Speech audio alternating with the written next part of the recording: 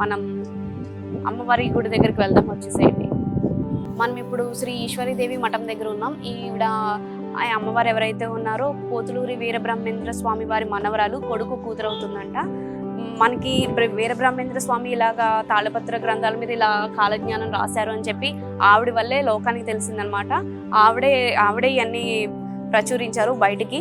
ఆయన కాలజ్ఞానం ఏదైతే ఉందో అదంతా కూడా రాసేసి చెట్టు త్వరలో పెట్టేస్తే ఆవిడ తీసి మొత్తానికి ఇలా ఇలా మనకి తెలియడానికి కారణం మాత్రం ఈశ్వరీదేవి అనమాట. లోపలికి వెళ్ళి గుడిలో ఉందో చూద్దాం, వచ్చేయండి. స్టార్టింగ్ లోపలికి రాగానే మనకి గణపతి, సంకటహర గణపతి స్వాముల వారు మనకైతే దర్శనమిస్తారనమాట. లోపలికి వెళ్ళడానికి దారి ఇటువైపు ఉంటుంది. ఇక్కడ మనకి కొన్ని సమాధులు కనిపిస్తున్నాయి కదా, ఇవన్నీ కూడా ఈ బ్రహ్మేంద్ర స్వామి వారి వారసుని అనమాట. ఇంకా చాలా సమాధులు గుడి లోపల అయితే ఉంటాయి. మనకి గుడి లోపల ఏంటి ఉండదు కాబట్టి మనం చూడలేం, కానీ ఇక్కడైతే మనం చూడొచ్చు.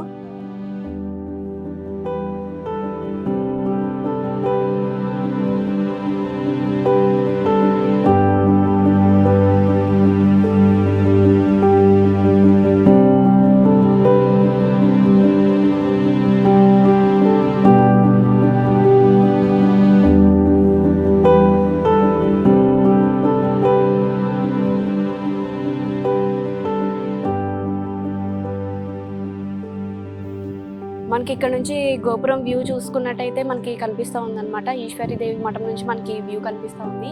మొత్తం పోతులూరి వీరబ్రహ్మేంద్ర స్వామి వారు పైన శిలాశాసనంగా కూర్చుని ఉన్నారు. మొత్తం అదంతా కూడా మనకి కనిపిస్తుంది. ఇక్కడ నుంచి చూడడానికి వ్యూ చాలా బాగుంది. మనకి ఇక్కడ చూసుకున్నట్లయితే వీరబ్రహ్మేంద్ర స్వామి వారి రథం కనిపిస్తుంది అనమాట. మొత్తం రథం అంతా చూసారా, ఆ పైన ఆ మండపంలా ఉండడం కానీ కింద మొత్తం అదంతా కూడా స్ట్రక్చర్ ఏదైతే ఉందో చాలా అసలు చెక్కడంలో మామూలుగా చెక్కలేదు. పైన మనకి అక్కడ కోతి కూడా కనిపిస్తుంది. కోతి రథం ఎక్కింది. ఇవి కొన్ని వారోత్సవాలు జరిగినప్పుడు, ఏదైనా ప్రత్యేకమైన పూజలు ఉన్నప్పుడు మాత్రమే ఈ రథాన్ని బయటకు తీస్తారనమాట. రథ వారోత్సవాలు జరుగుతూ ఉంటాయి కదా. ఇది ఆయన రథం. కింద దేవతామూర్తుల విగ్రహాలన్నీ కూడా ఉన్నాయి. రాముడి దగ్గర నుంచి ఆంజనేయ స్వామి, వినాయకుడు, అలా చాలా మంది ఉన్నాయన్నమాట. మొత్తం పసుపు కుంకుమలు వేసి ఉన్నది.